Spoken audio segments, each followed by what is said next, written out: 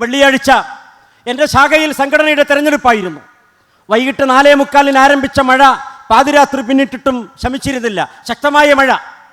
100 ആളുകളെ പ്രതീക്ഷിച്ചാണ് general body യോഗം വിളിച്ചത്. വെള്ളിയാഴ്ച ജുമയ്ക്ക് ശേഷം എൻ്റെ ഒരു പഴയ സഹപാഠിയോട് ഞാൻ പറഞ്ഞു, ഇന്നാണ് നമ്മുടെ തെരഞ്ഞെടുപ്പ് കേട്ടോ, നീ വരണം. ഷുഗർ ക്രമാതീതമായി വർദ്ധിച്ച് കണ്ണിൻ്റെ കാഴ്ചശക്തി കുറഞ്ഞിട്ടുണ്ടവന്.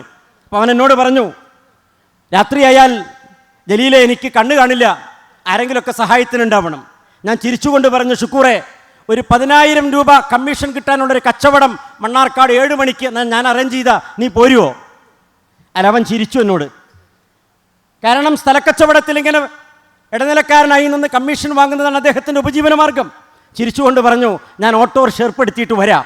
നമ്മൾ പോകും സുഹൃത്തുക്കളെ, നമ്മൾ വരും നമ്മുടേതായ ആവശ്യങ്ങൾക്ക്.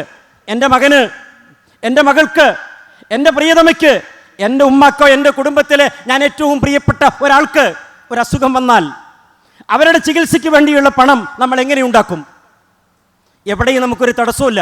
ചോദിക്കേണ്ടവനോട് ചോദിക്കും, അല്ലേ? വായ്പ കിട്ടുന്ന മുഴുവൻ ആളുകളെയും നമ്മൾ സമീപിക്കും.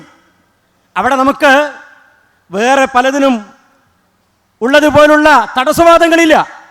ഞാൻ എൻ്റെ സുഹൃത്തുക്കളോട്, അനുജന്മാരോട്, സഹപ്രവർത്തകരോട് പറയുന്നത്, ഇത് പരലോകത്തേക്കുള്ള പ്രവർത്തന.